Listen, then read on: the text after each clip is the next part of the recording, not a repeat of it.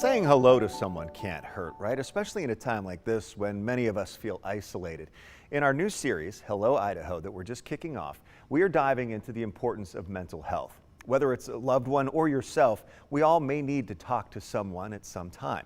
Chase Biefeld asks Dr. Dennis Woody with Optum Idaho how to recognize if you or someone you know needs help and the importance of talking about your feelings.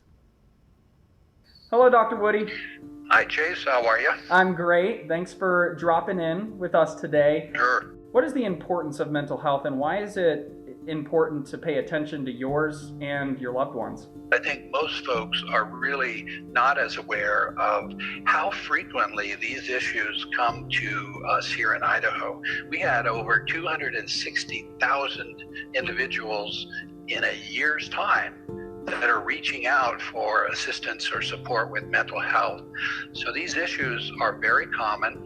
They're relevant to our everyday lives. How do you recognize that you or someone else might need some help in the first place? Let's say a family member, you have a really good baseline of their behavior. You know historically how they typically are.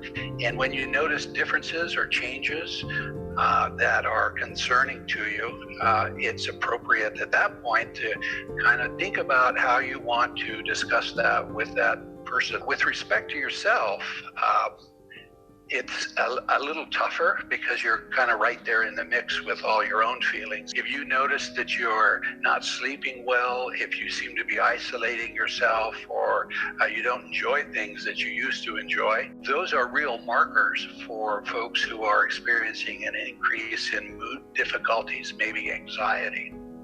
And it's a reasonable thing to reach out to talk to somebody about that, particularly if you have any thoughts of self-harm or suicidal thinking. So what's a good starting point, Dr. Woody? Reaching out to others can be the most efficient thing you can do, because for the majority of people who reach out and talk to somebody, or at least communicate their concerns about themselves, they actually end up feeling better and are able to process much of what they were concerned about simply by being able to talk about it.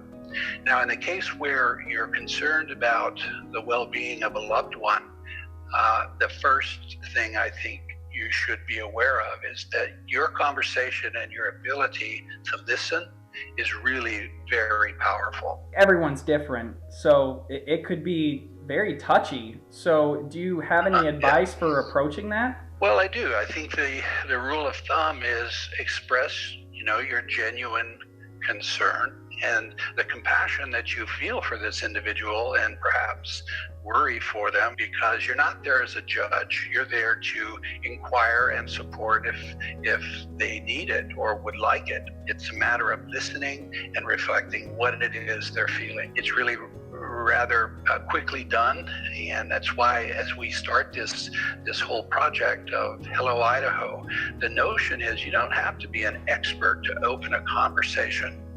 And I think that's the real value, is when you start talking to someone and listening to them about their thoughts and letting an exchange begin to occur, you really are doing something very constructive and very positive.